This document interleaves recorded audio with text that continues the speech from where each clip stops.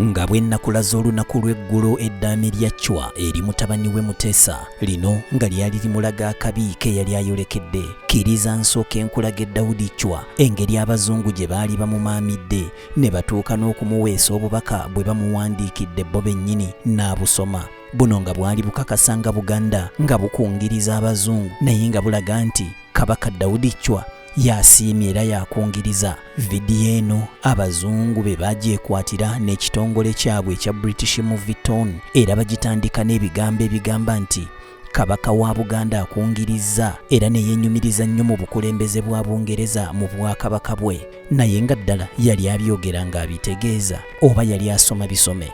Okwogera kuno baakuteekateeka bulungi, era bw'atyo yafuluma twekobe wakati mu kusaakanya kw'amakondeere ng'awerekeddwako basajja be wamu n'abaami be. Yakola okwogera nga kutono ddala, anti kwali kumpi nga kwa butikitiki oba buyita obusekonda 30 kwokka. Kabaka omulamba ng'azze okwogerako eri abantu be byampuna, anti bye baali bamuwandiikidde byali biweddeyo. Ono yagamba nti Buganda kasiikange katono ddala, naye kali wansi w'obukuumi bwa gavumenti ya Bungereza. Ndi musanyufu nnyo okubalaba mu nsi yange. Era nga bino byonna yabyogeranga wabula ng'abisoma busomi ku kasirikitu k'olupapula. My country is small but under the protection of the British government, I feel that I can claim that its development has been exceptionally rapid.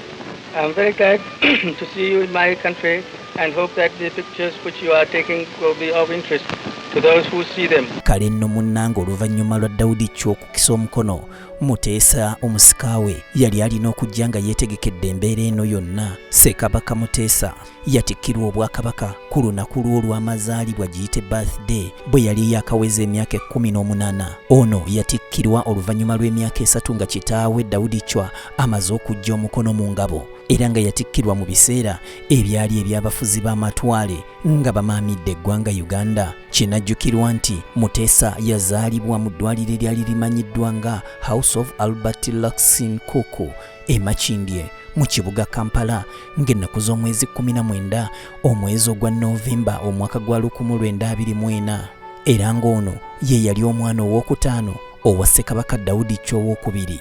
Muteesa yalina maama we omukyala Irene Dulusira Namaganda, ono ng'ava mu kika ky'ente. Bwe batyo ng'abazadde abaagaliza omwana waabwe ebirungi, ono baamutwala mu ssomero lya Kabaka erya King's College Buddo. Bw'atyo n'atandika okutolobya empandiiso, wabula oluvannyuma lw'okuseerera kwa kitaawe ng'ennaku z'omwezi 22 omwezi ogwa Novemba omwaka gwa 1939, ono yalondebwa okufuuka Kabaka wa Buganda, era ng'olukiiko we lwamulondera yali aweza emyaka 15 gyokka egy'obuto. N'akakasibwa wabweru w'olubiri olw'Emmengo ng'ennaku z'omwezi 25 omwezi ogwa Novemba 1939. Kale olw'okuba yali tannaba kuweza myaka 18 gyakwesalirawo, ono yakulembera wabula ng'aliko abakuza abaamusalirangawo ebintu ebisinga obungi era abaali babimutegeerera, okutuusa lwe yaweza emyaka 18. Bw'atyo n'afuna obuyinza obw'enkomeredde.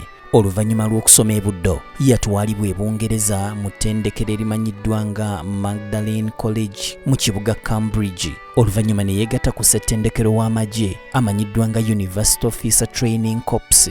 Bw'atyo n'afuluma nga kapiteeni ow'ekibinja ekimanyiddwa nga Grenadier Guards. Okumanya ng'omuzungu mulaba edduka, Muteesa okufuuka kapiteeni nga n'ekibinja kye yateekebwamu mwana wattu kyali ky'abakuumi abannabakyala wa Bungereza, ekitegeeza nti Muteesa yali akuguse mu mulimu ogw'obukuumi. Kale oluvannyuma lw'ebyo byonna, Muteesa yatikkirwa nga kabaka omujjuvu ng'ennaku z'omwezi 19 omwezi ogwa Novemba omwaka 1942 wali ku kasozi Naggalabi Buddo, anti yali amaze okuweza emyaka 18 era nga Buganda yali ekyali mu bukulembeze bw'abafuzi b'amatwale. Munnange emyaka egiri wakati wa 1945 ne 1950 kwalabikiramu obutabanguko obw'enjawulo, okwekalakaasa okutatadde, era ng'akasambattuko kaali wakati wa Kabaka wa Buganda Sir Edward Frederick Luwangula Muteesa ne Gavana wa Bungereza eyaliwo ebiseera ebyo Andrew Cohen. Mu 1950 abazungu batandika olukujjukujju olw'okwagala okugatta obugwanjuba bwa East Africa nti lifuuke eggwanga limu, nga baagala bakwata eggwanga lya Uganda, Kenya ne Tanzania lyonna baligatte wamu bakole mu kye bayita federation. Kino abaddugavu baakitya nga balowooza nti abazungu bano naddala abali mu ggwanga lya Kenya bagenda kumaamira ebbendobendo lino nga bwe kyali kirabikiddwako mu bitundu bya Rhodesia ssaako ne Nyasaland. Wano abamu ku basinga okutya ye Buganda, anti nga Baganda balowooza nti bagenda kuggyibwako obwannaggwano bwabwe babeere nga tebakyabalabawo, so nga Buganda lyali ggwanga erikuze era erisobola okwetengerera erigundidde.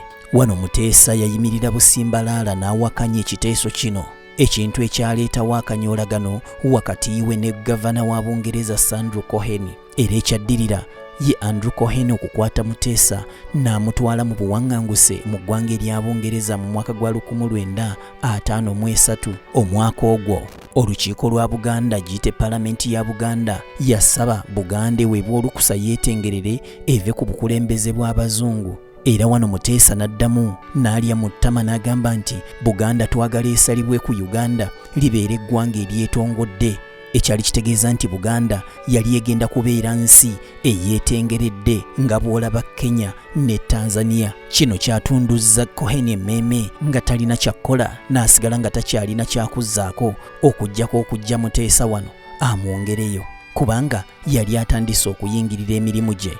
Oluvannyuma lw'okuwaŋŋangusa Muteesa, Cohen yalowooza nti anaafuna emirembe, naye munnange si bwe kyali, anti Abaganda baamwefuulira okwekalakasa ne kubanga okwekalakasa ne bava ku bintu by'abazungu nga tebakyagula bintu by'abazungu, tebakyagula mu maduuka g'abazungu, era nga tewali kye bayinza kubagamba wammaggwe ne bawulira ng'omwana w'eŋŋoma tali ku Nnamulondo. Enteekateeka za Bungereza zonna ezaali zirina okukolebwa wano Abaganda be baali balina okuziwoomamu omutwe, naye nga munnange batunula kyamuli nga ssalambwa lya nsenke. Kuno nga kwe batadde okwekunga, okwekalakasa wamu n'okwonoona ebintu. Wano enteeseganya zaagenda mu maaso nga Cohen takyalina kyakkola okuggyako okukomyawo omwana w'eŋŋoma.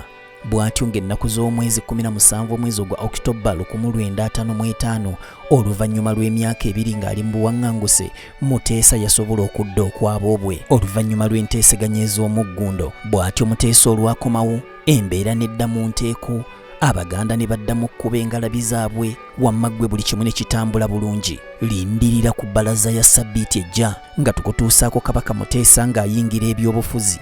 Bambi ky'atamanya nti luno lwe lwali olumbe olwali lugenda okumukulembera okumutuusa ewa Ssenkaaba. Kabuye Israel, BTM TV Community Report.